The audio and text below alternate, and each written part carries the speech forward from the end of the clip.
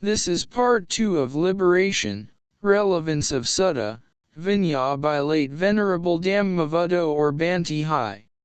Importance of right view. Why is it very important to ensure that we study only the true Dhamma? We know that the only path out of samsara, round of rebirths, as taught by the Buddha is the Aryan Eightfold Path. Majjhima Nikaya MN 117 states that the Aryan Eightfold Path starts with right view. Without right view one has not entered upon the path. According to this sutta, right view will lead to right thought, and that will lead to right speech. Right speech will lead to right action. Right action, in turn, will lead to right livelihood, which leads to right effort. Finally, right effort will be the basis for right recollection, which leads to right concentration. In this way, based on right view, the factors of the Aryan Eightfold Path are cultivated and developed in succession. The progression of each factor hinges on the development of earlier factors.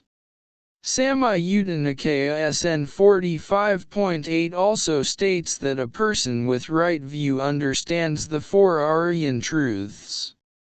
If a person fully understands the Aryan truths, he will become an Arahant or a Paksha Buddha, or even a Sammasambuddha. Even a comparatively shallow understanding of the Aryan truths will enable one to become an Arya, a noble one. Right view is the condition for stream entry, first path/Magga. Anguttara Nikaya AN 9.20, 10.63, and Samyutta Nikaya SN 13.1 confirm that the Sotapanna, first fruit, is endowed with right view. Clearly, the first thing one must acquire in the practice of the Aryan Eightfold Path is right view. Right view is extremely important. Without right view one cannot attain any stage of Aryahood. Benefits of listening to Dhamma. The Buddha called his disciples savakas, listeners or hearers, stressing the importance of listening to the suttas. The suttas and Vinaya show clearly that all those who attained the first stage of Aryahood did so by listening to the Buddha's discourses. Today, we are very fortunate to have the Buddha's discourses, exactly as he spoke them, contained in the Nikayas. Reading the suttas can be like sitting next to the Buddha and listening to him. It is wise not to waste this rare opportunity to investigate deeply into the earliest suttas. In Dhamma Nikaya DN 14, the Buddha stated that 6 Sammasambuddhas appeared over 91 world cycles. That is to say, on average, a Buddha appeared once in over 10 world cycles.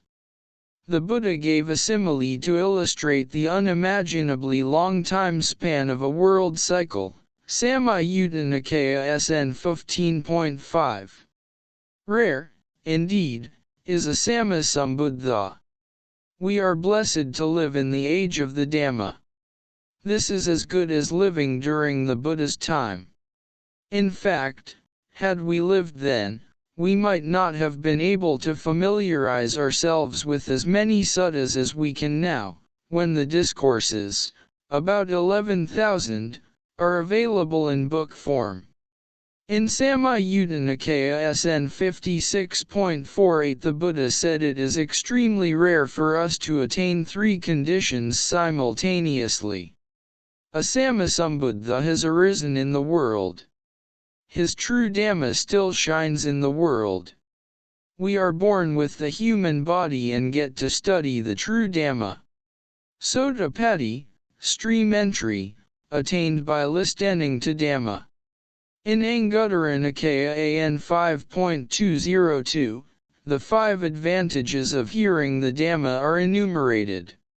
One of them is the attainment of right view.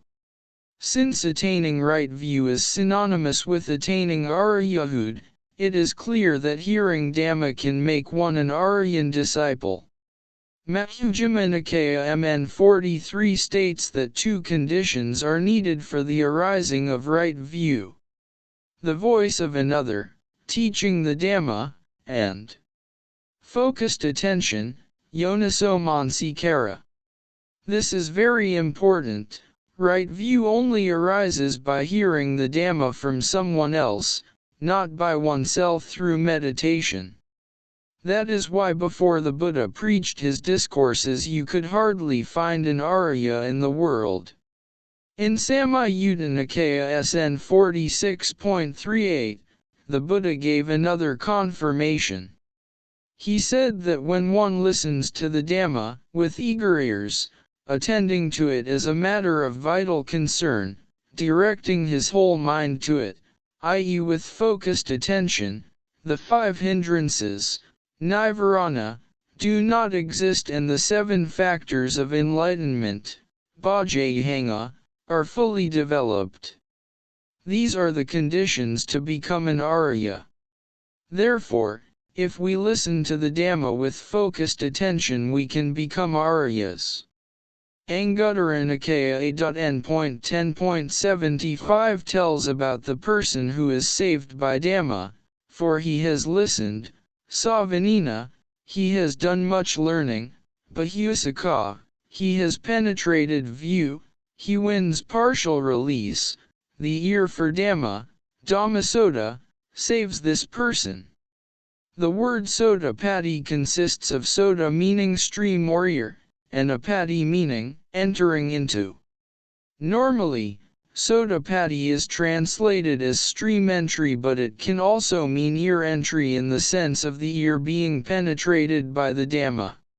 A close study of the suttas suggests that the latter translation is also valid because the Buddha's disciples were called savakas or listeners of the Dhamma, and he generally referred to them as Aryan disciples in the suttas, e.g. Anguttara Nikaya AN 4.58 and 5.41.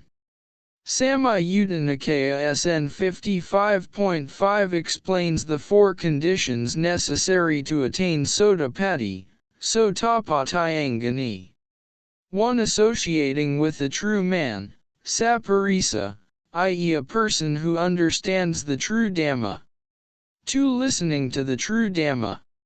3. Focused attention, and 4. Practicing Dhamma in accordance with the Dhamma, i.e. living your life according to the Dhamma, for instance, keeping the precepts etc. These four conditions essentially boil down to the two conditions mentioned in Majjhima Nikaya MN 43, i.e. listening to the true Dhamma and focused attention. In Samyutta Nikaya SN 55.40 the Buddha said that a person without these four conditions is an outsider, Bhairo, not a Buddhist. This shows how much importance the Buddha placed on listening to his discourses. That is why the Buddha called all his followers, monks, nuns, laymen, laywomen, savaka, listeners, hearers. Furthermore, we find in the suttas and Vinaya that almost all of the persons who attained stream entry, first path, did so by listening to the Dhamma. Such people were said to have attained the vision of the Dhamma, Dhammakaku, by which the suttas explain as realizing that all that is subject to arising/birth is subject to cessation/death. Such a person is also said to have understood the basic Dhamma, crossed beyond doubt, and become independent of others in the Buddha's teaching. Sotapanna attainment does not need jhana. In Anguttara Nikaya AN 3.86 and 9.12, the Buddha said that Sotapanna and Sakadagamin, first and second fruit Aryas, have perfect morality. The third fruition Anagamin has perfect morality and perfect concentration. The fourth fruition Arahant has perfect morality, perfect concentration, and perfect wisdom.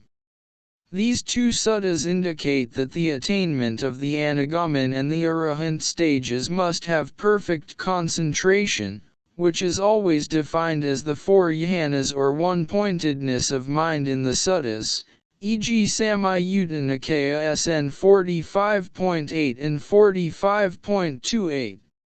One-pointedness of mind is also defined as the four jhanas in Samyutta Nikaya SN 48.10. This is again confirmed by Majjhima Nikaya MN 64, which says outright that it is impossible to eliminate the five lower fetters, i.e. become an Anagamin or Arahant, without the jhanas. It is interesting to note that the Sotapanna and Sakadagamin do not typically have perfect concentration, i.e. fourth jhana is not a prerequisite.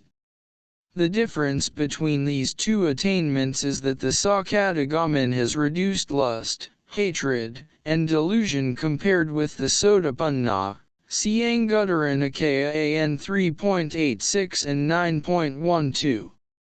The reduction of lust, hatred, and delusion requires a certain amount of samadhi, concentration, because these defilements are connected to the five hindrances. Attainment of jhana results in the abandonment of the hindrances. See Dingha Nikaya DN2.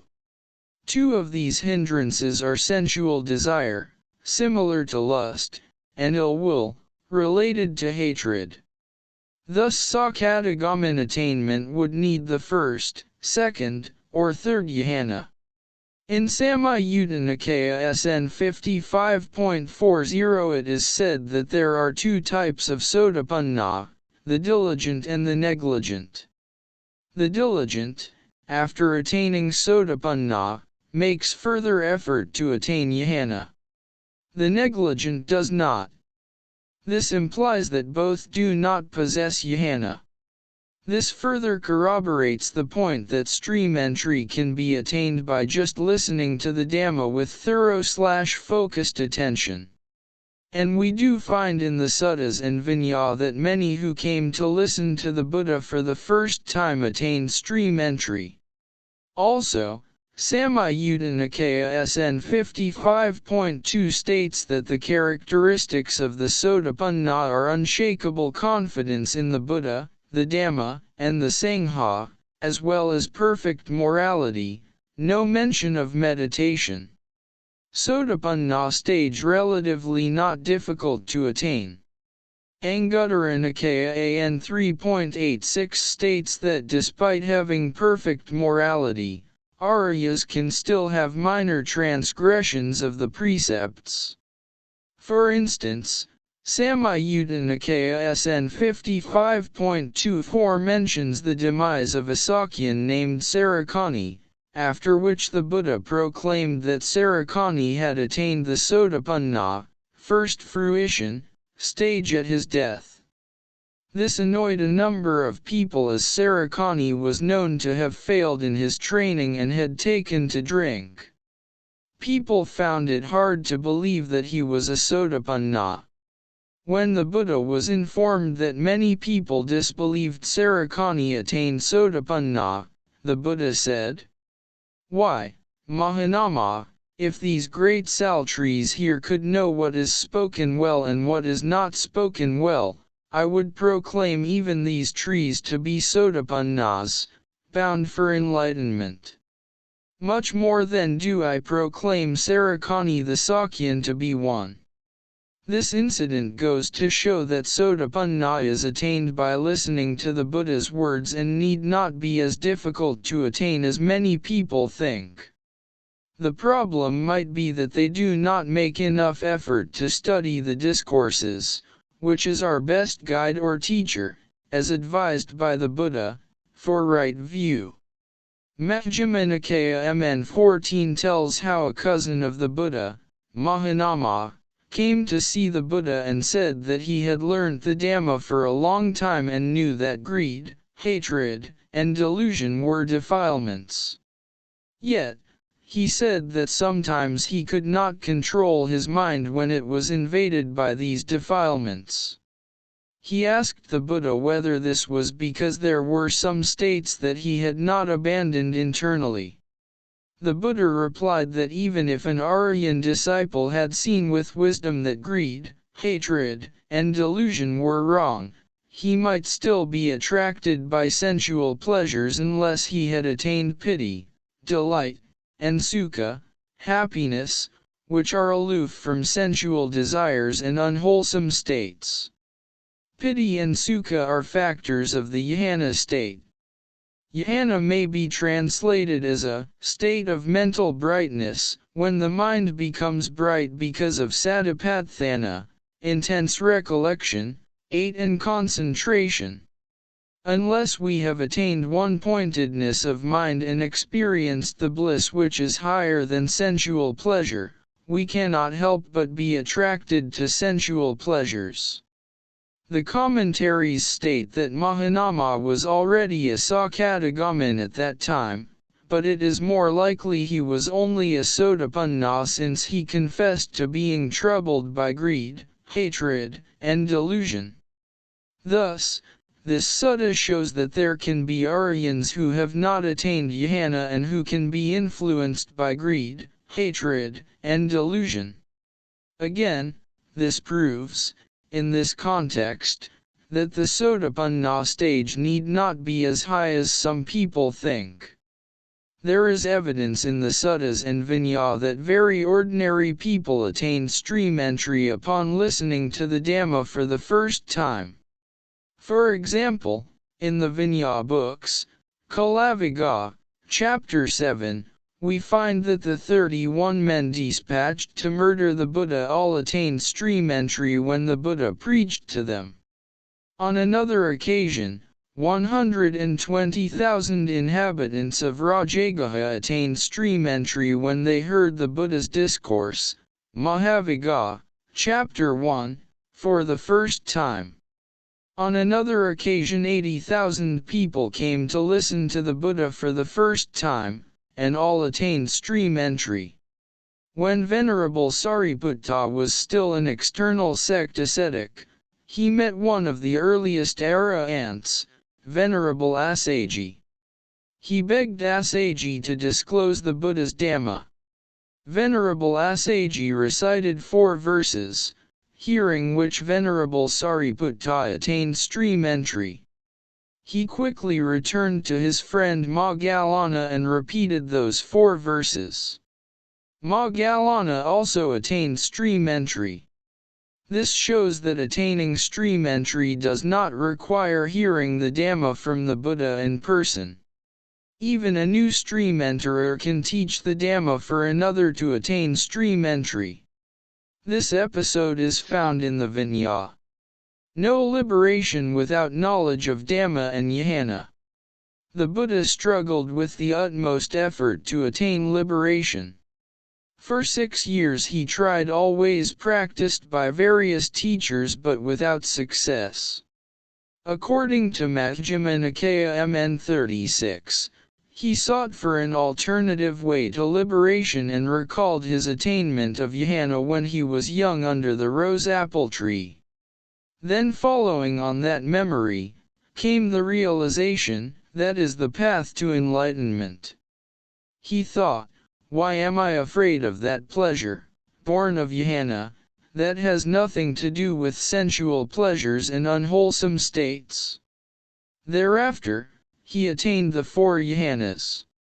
With the concentrated mind which was purified, bright, unblemished, rid of imperfections, he directed it to the knowledge of his manifold past lives. Only when he attained the psychic powers and recalled his past lives, with their aspects and particulars, that the Dhamma he learned from Kassapa Buddha were recalled. Subsequently, he directed his mind to knowledge of the passing away and reappearance of beings. Thereafter, he contemplated on the 4 Aryan truths and attained liberation. On the other hand, his disciples required only several days to attain liberation because of the Dhamma knowledge taught to them by the Buddha. Venerable Sariputta took 14 days, Maha Kassapa 8 days, and Maha Moggallana only 7 days. External sect ascetics without knowledge of the Dhamma, however, do not attain liberation even though they attain perfect concentration. But when some of them who had already attained perfect concentration heard the Dhamma, they immediately attained liberation. However, when we hear the same Dhamma, Sutta, now, we fail to attain liberation mainly due to not possessing perfect concentration. This shows that both knowledge of the Dhamma and attainment of the 4 jhanas are necessary for the full liberation, arahanthood.